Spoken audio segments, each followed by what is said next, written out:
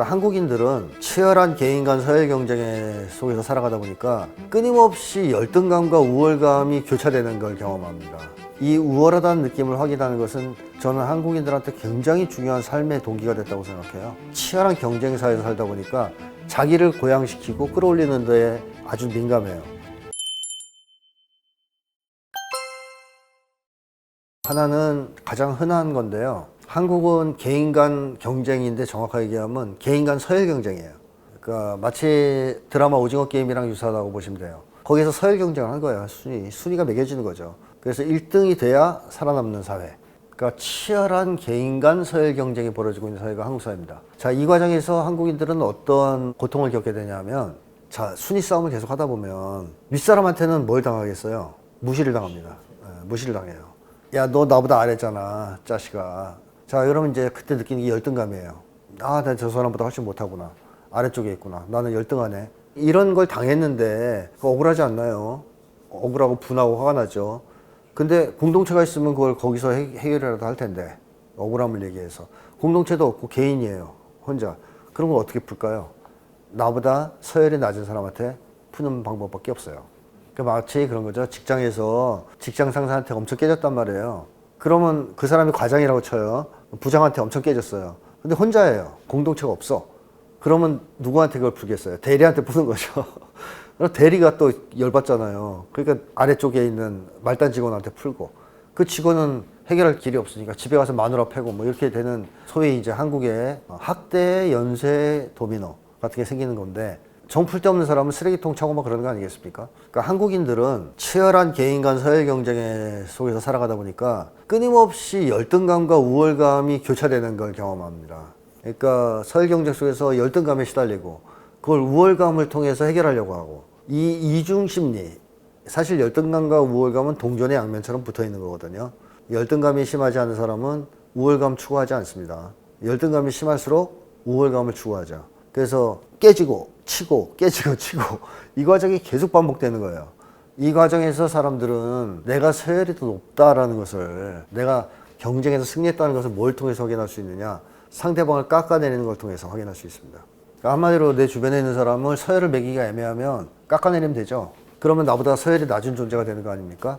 그 과정에서 내가 우월하다는 느낌을 가질 수 있고, 이 우월하다는 느낌을 확인하는 것은 저는 한국인들한테 굉장히 중요한 삶의 동기가 됐다고 생각해요. 한마디로 내가 너보다 더 잘났어가 한국인들에게 정말 중요한 삶의 동기가 돼버렸어요. 가슴 아프게도.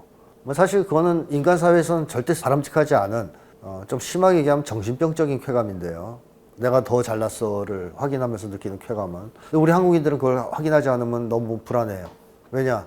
내내 남들한테 넌 못났다는 소리를 들으면서 살다 보니까 내가 더 잘났다는 걸 자꾸 확인해야 됩니다. 이게 첫 번째 상대방을 깎아내리는 이유, 그거고, 두 번째는 이 개인 간 경쟁이 심하면 심할수록 그런 사회는 자기 고양 심리가 강해진다. 이게 여러 사회학 연구나 심리학 연구에서 확인이 되고 있습니다. 그러니까 비례관계에 있다는 거죠. 개인 간 서열 경쟁이 심각할수록 사람들은 자기 고양 욕망이 커진다. 그거 왜 그러겠습니까? 자기가 서열이 높다는 걸 남들한테 보여줘야 되는데, 그러려면 자기 못났다고 하면 절대 안 되죠. 잘났다 그래야죠. 그래서 사람들한테 자기를 노출시킬 때 자기를 이렇게 끌어올리는 이런 성향이 이제 굉장히 강해져요. 이거는 개인 문제라기보다는 사회 문제인데요. SNS에다가 자기 있는 모습 그대로 드러내는 거 사람들 싫어하죠. 맛있는 거 먹는 장면, 어디 좋은 데 여행 가서 찍은 사진, 이런 걸 올리고 싶어 해도 집에서 런닝 입고 라면 끓여 먹는 장면 같은 건 찍어서 안 올리잖아요. 가장 인간적인 장면일 텐데. 그러면 당장 야, 너 찌질하게 사는구나 이런 평가를 받을 위험이 있기 때문에 어떻게든 자기를 좀 포장해서 좀 더 올려야 된다, 이런 심리가 강해지는 게 경쟁사회입니다. 치열한. 따라서 자기 고양 심리가 생길 수밖에 없다. 이게 심해지면 나르시시즘 성향이라고도 하죠. 그게 완전히 굳어지면 나르시시스트가 되는 거고. 근데 일반적으로 사람들은 그 정도까지는 아니지만 이 치열한 경쟁사회에서 살다 보니까 자기를 고양시키고 끌어올리는 데에 아주 민감해요. 그렇다면 타인에 대해서는 이게 어떤 태도로 나갈까요? 깎아내리는 거로 나가죠. 나를 올리는 것은 동시에 상대방을 깎는 것과 비례관계에 있죠.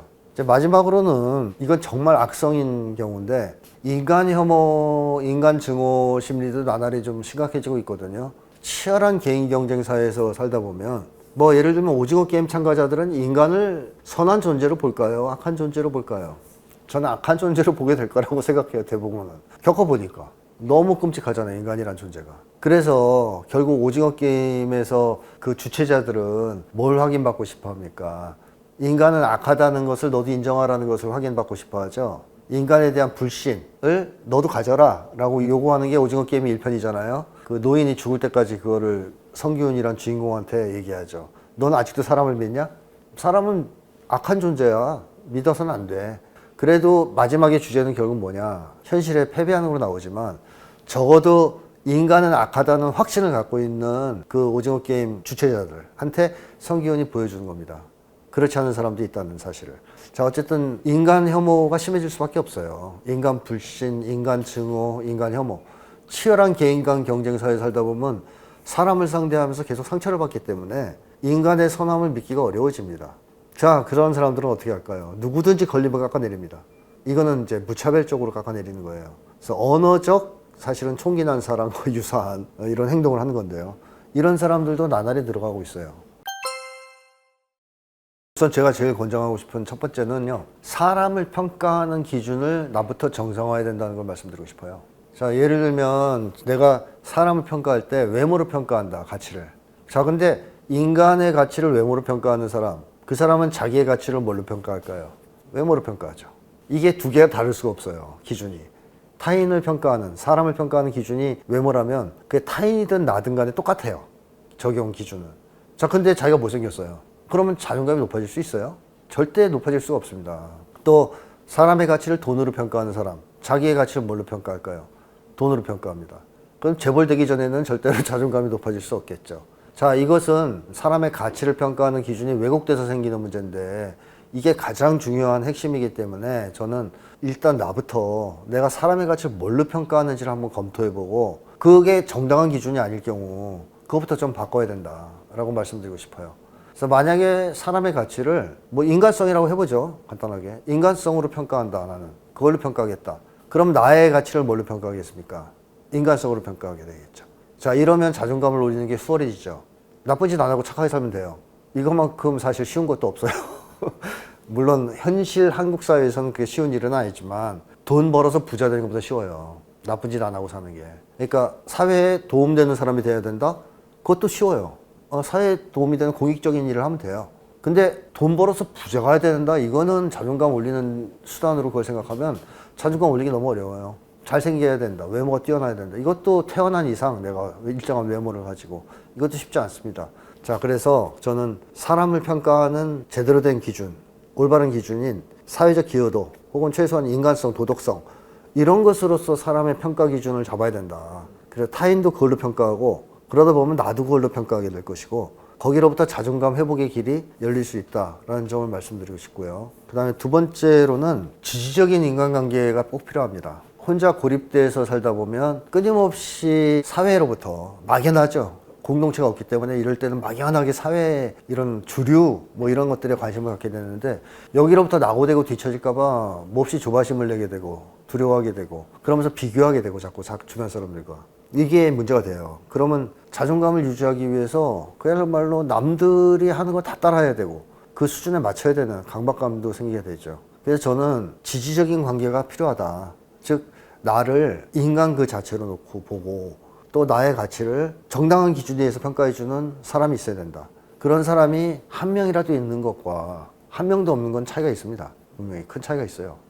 심지어 어떤 심리학자들은 하늘과 땅 같은 차이라고까지 얘기하는데 있냐 없냐의 차이는 커요. 그래서 지지적 관계가 전혀 없다면 아무리 자존감이 무엇인지 정확하게 알고 있고 내가 사람의 가치를 올바른 기준에 의해서 평가하고 그런 입장에서 살아가려고 해도 지지적 관계가 없으면 힘을 못 쓰고 무너질 경우가 많아요.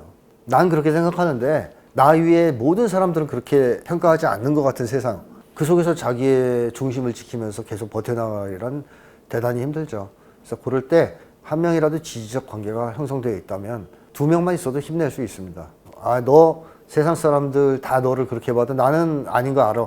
이 한마디가 큰 힘이 될 수 있겠죠. 그 다음에 또 한 가지는 자존감 문제의 근원이 나에게 있는 게 아니고 사실은 병든 사회에 있다. 잘못된 세상에 있다.